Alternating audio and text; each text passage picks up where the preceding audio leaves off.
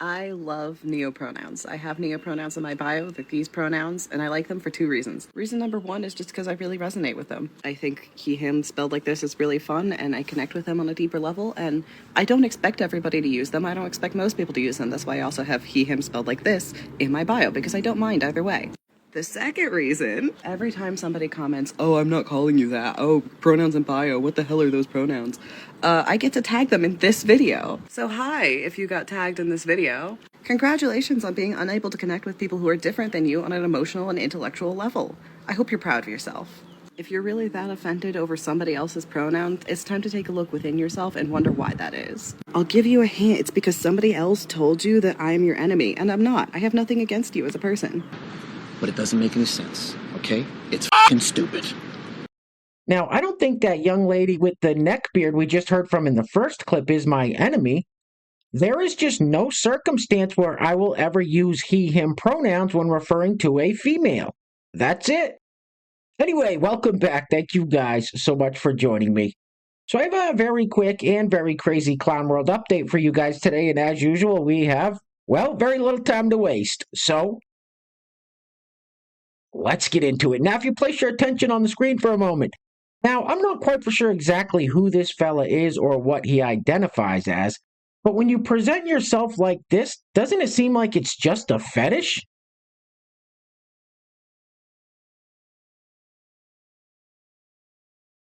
He puts the dress in the drawer and throws his stove. All right, we're going to keep it moving with what could possibly be the worst case of Trump derangement syndrome, also known as TDS, we've ever seen here on the channel. Roll it. You want to know how against Trump I am? I got a fucking job, living in my car, okay, no address, bitch, all right? Found out that my fucking employer voted for Trump, and guess who quit? I did. And then, okay, had this fucking guy, like, all interested in me because I'm hot and young, okay, cool, and was like, I have this fucking room that you can stay in for a fucking cheaper rate, blah, blah, blah, blah, blah. Found out he was a fucking Trumpy, and guess who decided to stay in her fucking car? Me. Because that's how against I am of that orange fucking dictator. You're an idiot. All right, next up we have this clip from MSNBC. Now, I'm not even going to tell you guys what this is about. I'm just going to let you listen to it. But as you're listening to it, keep in mind, this is the mainstream media. There are still a lot of people out there that get their news from these sources. Roll it. I've been talking about this all week, but Janae Nelson of the NAACP Legal Defense Fund, she penned an op-ed in The Nation this week. And her op-ed talked about that we think that democracies are... the way they die is dramatically through these wars and blood is shed, and it's cinematic in a sense. But really, the realistic way in which democracies die is it is dismantled brick by brick, piece by piece. And she says that what we are seeing now with the lawlessness from this administration are really the canaries in the coal mine gasping for air. I'm paraphrasing here. But to me, that is why Kilmar Abrego Garcia's specific case, the case of the gentleman who's a makeup artist out of California who was also sent to that prison. That is why the 75% of the folks who have been sent, the men who have been sent there that don't have criminal records, that is why this is so important. Because if they could do it to them, if they could snatch students off the street without any pushback or recourse, they will do it to any of us. And to be very clear, it's going to be the people of color and vulnerable communities that are next in line. I think that's right. And that's certainly part of why the African-American community is so strongly behind the supporting Kilmar. Yeah, we're like, we are not for this. Yeah, because as you just said, if they're going to whisk them away, what are they going to do with us? That was the biggest load of crap I've ever heard. Now, those race-baiting grifters on MSNBC, you know that President Trump can't just start deporting people because they're black. But their job isn't to tell you the truth, it is to create division. Anyway, next up, so I am all about tattoos and piercings. I actually used to have big gauges in my ears 25 years ago, and I do have some tattoos. But at what point is enough enough? Roll it. Yo, the day after my new tattoo, look how swollen it is. Whoa. Allie, you were totally right. It is way swollen, bro. We gotta do more touch-ups. This is the first session of the red. And yeah, dude. Ricky said maybe 4 sessions of the red.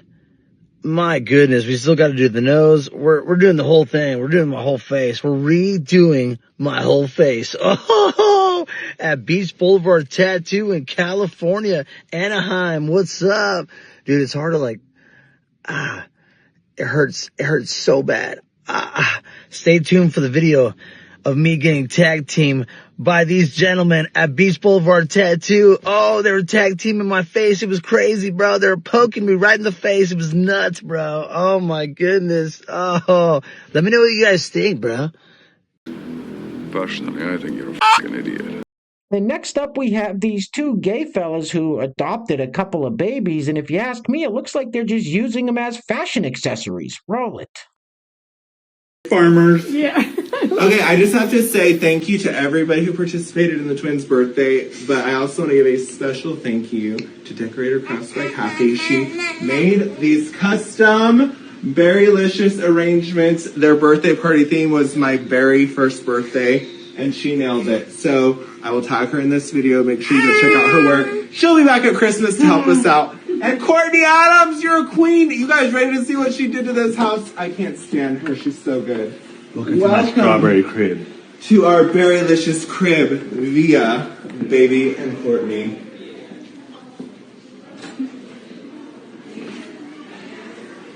Oh, look at this little photo op. Maybe we should stand here. Oh, wow, Kyle, we look so cute. Oh, my gosh. Maybe your dad should join us. How you doing? Oh, my gosh, look at all these opportunities. Whee! We're so cute. We're so cute. Okay, next photo op. How about we stand right here? Oh, my gosh, Courtney, thank you for this opportunity.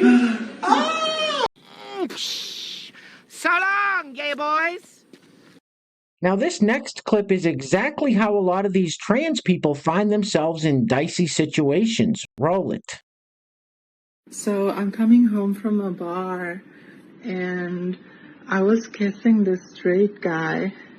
He wanted to take me to his house because, you know, he really liked me. And I told him I was on my period. But that's not true. I don't get my period. I just didn't want to tell him that I was trans. Oh, dude, you're a dude! That's... Hey guys, real quick, before we go any further, I want to give a huge shout out to the sponsors of today's video. And while I'm doing that, I'm going to let this loop on the screen.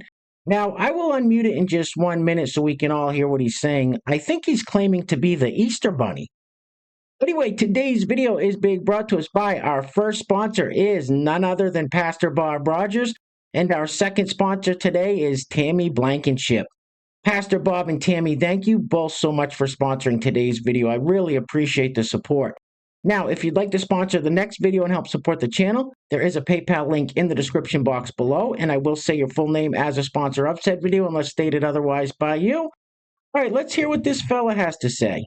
It's the bunny, it's the bunny, it's the bunny, it's the bunny, it's the bunny, it's the bunny, it's the bunny, it's the bunny, it's the bunny, it's the bunny, it's the bunny, it's the bunny, and I'm coming for you, honey, honey. What the hell is even that? All right, next up we have this young fella who is obviously a very, very big Taylor Swift fan. Roll it. Hello, this video is for my princess. If you couldn't tell by my attire, it's obviously T Swift. Baby girl, hit up my DMs. I'm trying to get that VIP pass, baby. I'm trying to get in the back of there and chop it up with you. What's good, girl? Travis? He's literally lame, dude. For real, come with a real winner, dude. For real. I'm trying to give you, like, 3 kids. Let's have a nice family, T Swift. Let's just say, I got a blank space, baby, and I'll write your name. Man, you are one pathetic loser. No offense. Now, for those of you that are upset by that last clip and think that I'm somehow being mean for playing it because that young fella seems, well, special, it's just an act. You can tell by his voice that he's putting on an act. Anyway, next up. So this young lady thinks that black people are owed $300,000 each and 40 acres? Wow. Roll it. Like I said before, black people are owed $300K each. Also, we deserve the 40 acres as well. I didn't come up with that number. Some people at a college, I forgot who came up with it. It was like some study, it's like some calculation they did. They calculated like 24 hours. This was like in 2022, I think they came out with that number. But there's like other calculations out there that says like we're owed even more money. When you consider like they didn't get days off. They were on a 24-hour schedule. So there are numbers out there that people have calculated that says that we're owed even more than that. I was just saying 300K. That's like what I remembered from the article I was reading, where they had like the different calculations of how much each of us is owed from slavery, and it is something that still impacts the black community. That has honestly got to be one of the dumbest things I've ever heard. All right, guys, we're going to be wrapping it up with this hilarious clip of Senator Elizabeth Warren, also known as Pocahontas, on this podcast talking about Joe Biden's cognitive decline. Now, props to this young fella for asking her this question and then pressing her on the answer when she tries to avoid it. Anyway, things are clearly getting very crazy out there, guys, so please take care of yourselves. Take care of each other. Till next time, love you guys. Peace. Roll it. Do you regret saying that President Biden had a mental acuity? He had a sharpness to him. You said that up until July of last year. I said what I believe to be true. And you think he was as sharp as you? What's the matter, cat? Got your tongue? I said I had not seen decline. And I hadn't at that point. You did not see any decline from 2024 Joe Biden to 2021 Joe Biden? Not when I said that.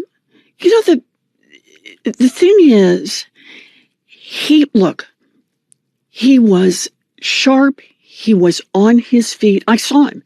Live event. I had meetings with him a couple of times. Senator, on his feet is not praise. He can speak in sentences is not praise. All right. Fair enough. Fair enough. Look, the question is, what are we going to do now? Okay. What did you say? What the f*** did you just say? You know, the thing is, he was sharp. He was on his feet. I saw him. Lying bitch. She is lying like a motherfucker. I know that. Ooh, that TSA shit tingles. This motherfucker's lying. 2, 10, 12, 15. Oops, stepping on a. It's black. Anyway.